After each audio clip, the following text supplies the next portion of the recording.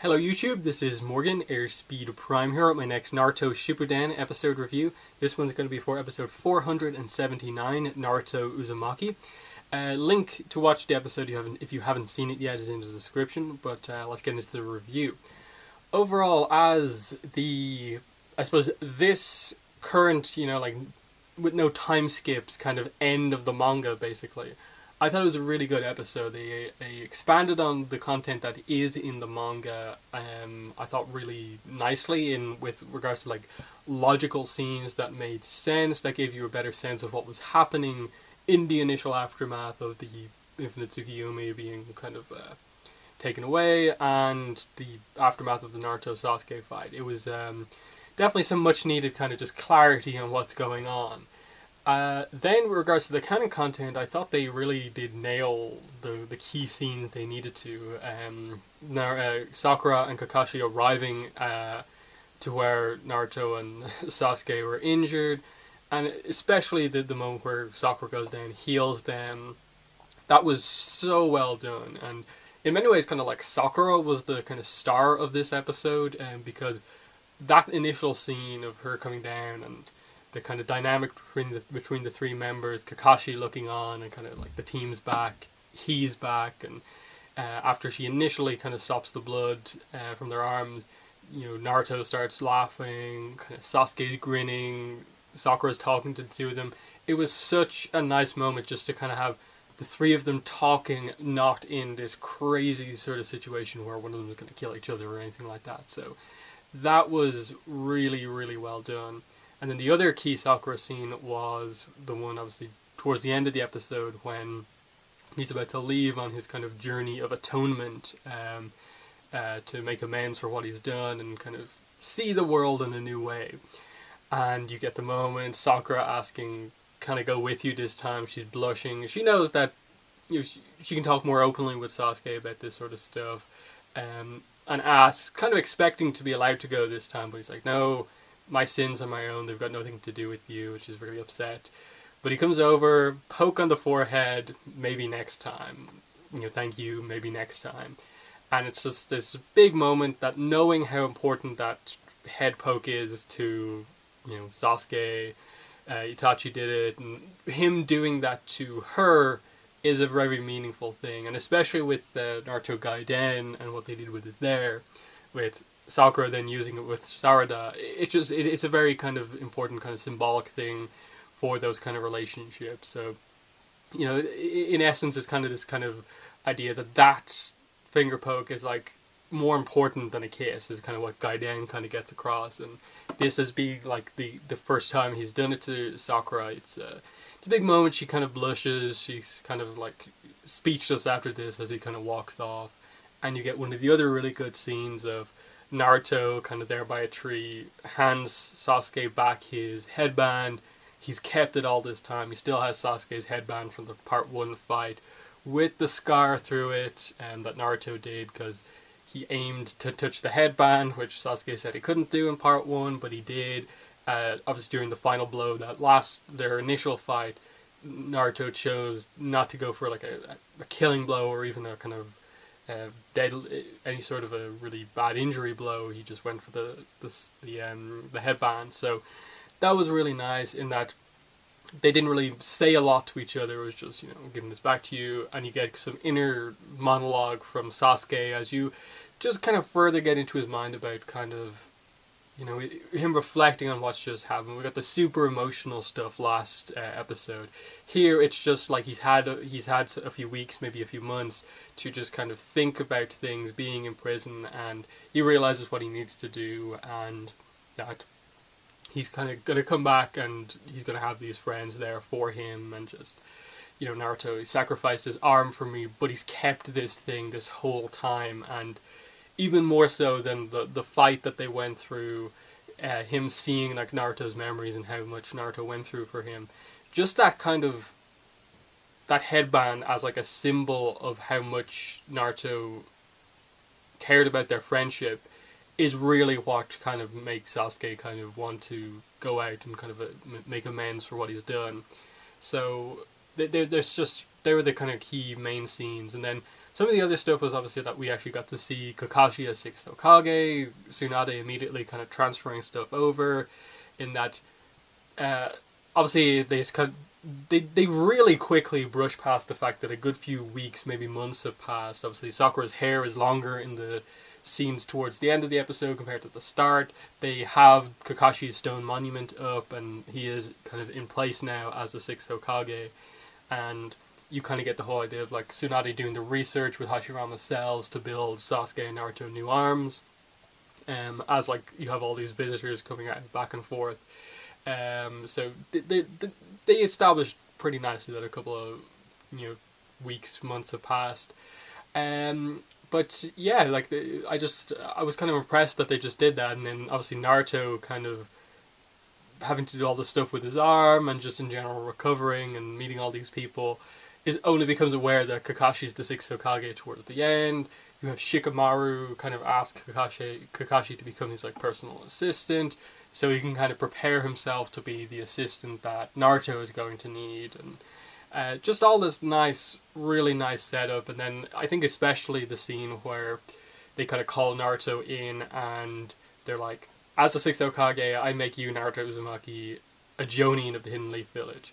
That's what I would say, and what I will say after you do all this study, and they kind of had a fun moment, it's just like, oh yeah, Naruto is still a Genin, like we just kind of keep remembering that.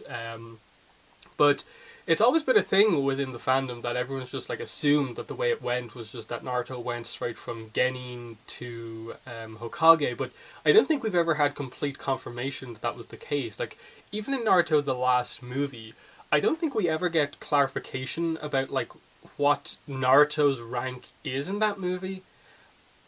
I think just based on the fact that they kind of put him on a team and he's not immediately like under anyone else, that like he basically is a Jonin in that movie. Maybe there is some stuff in that I need to remember again, but this just seems to establish that at some point Naruto does become a Jonin at the very least. It's obviously a very different path that he takes, in that he has the skill side of things down. He just has to do the kind of study, research type stuff that is required of being the Hokage, knowing all this stuff about the nations and the history and so on, that you can't just be the Hokage just purely based on your fighting kind of styles and some ideals. You do have to have the knowledge as well to do it as well. So I like that they set up that he did do research while he was kind of recovering, waiting for his new arm to kind of be done, all the stuff with Sasuke to be dealt with, that he did do some study. Konohamaru kind of helped him, and he's on his way to becoming a Jonin. So that was a nice little thing that they didn't really need to do, but was a nice thing just to say that, okay, he didn't just go from Genin to be Hokage at some point. He became a Jonin.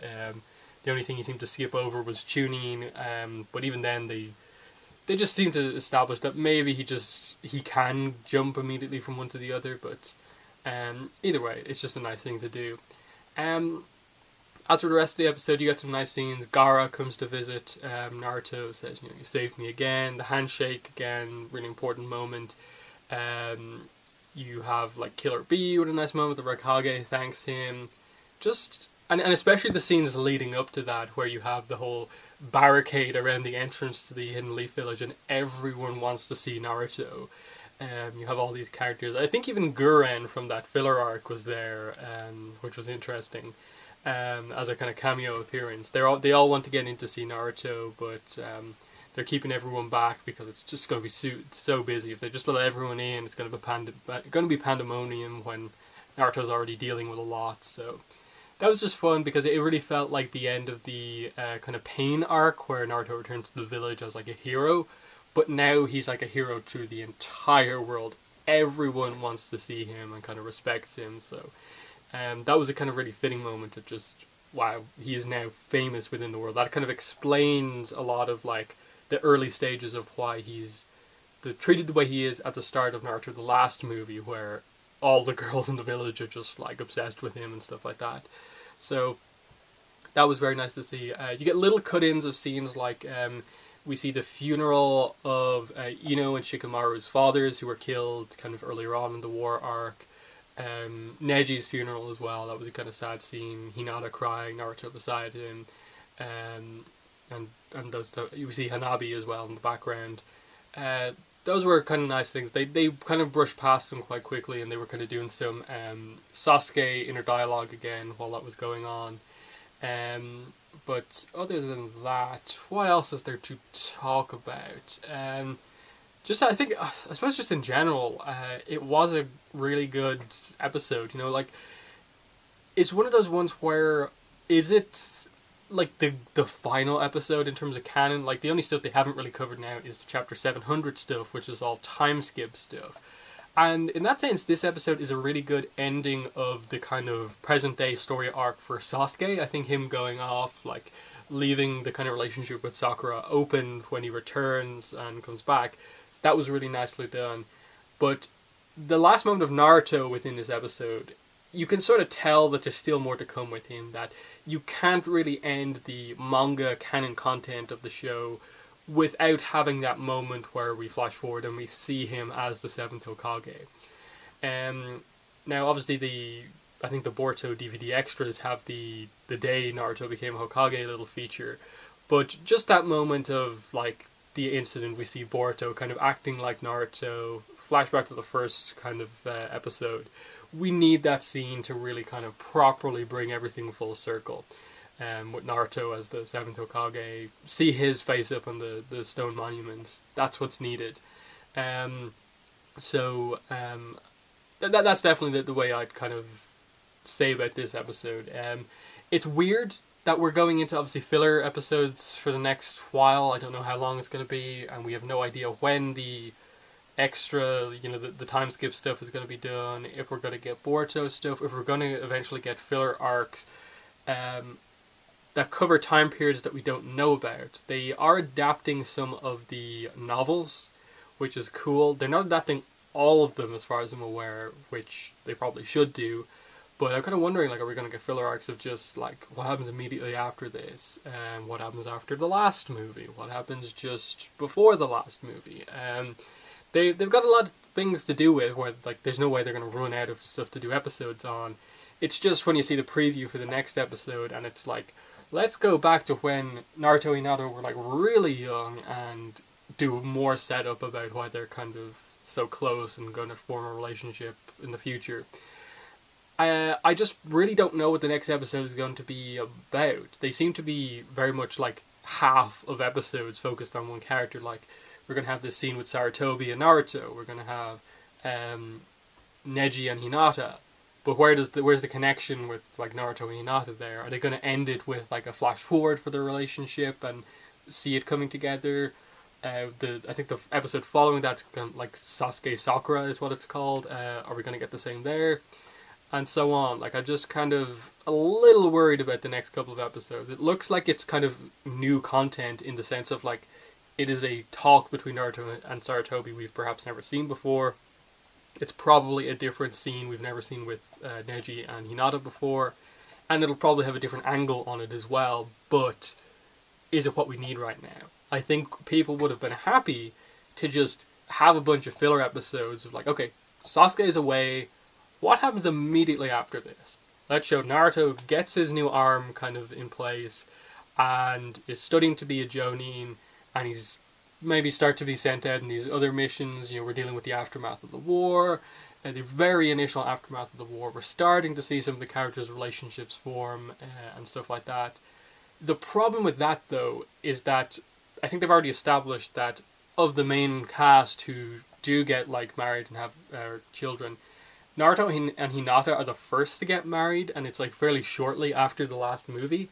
But the last movie is already, like, a time skip of a year away. So, like, there's only a certain amount of important things that they can do immediately after this before having to, like, go into the last kind of era content. Which I'd be fine with if they just kind of time skip around to tell us, like, important points in the timeline. But whether or not they're going to do that or not, I'm not entirely sure. The Gaiden novels is basically the Hiden novels are effectively do that, covering different points in time like that. I just hope they do more of them going forward. Final little bit on this episode.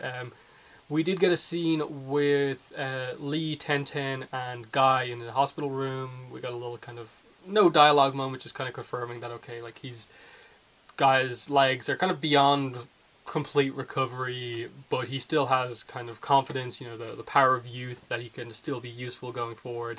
Inspires Lee, who's really upset about his sensei's injuries, and you just get 10-10, obviously. Her reaction to the two of them acting up again, that was kind of quite nice. But other than that, really solid episode. Didn't kind of blow me away like the last couple, but like there was as I said, like 2 or 3 scenes here were really well done. The 2 big scenes with Sakura, the Naruto Sasuke scene at the end, and the whole Jonin bit with Naruto. Really, they were really good. I just hope the next couple of episodes don't just immediately bring the series down to like filler level again, and we're just in a really bad situation with the series once again. I hope there's something notable within these next episodes. But in the comments, let me know what your thoughts were on this episode. Yeah, I'm just going to end by saying, links are in the description to my Twitter and my Tumblr account if you want to follow me on social media.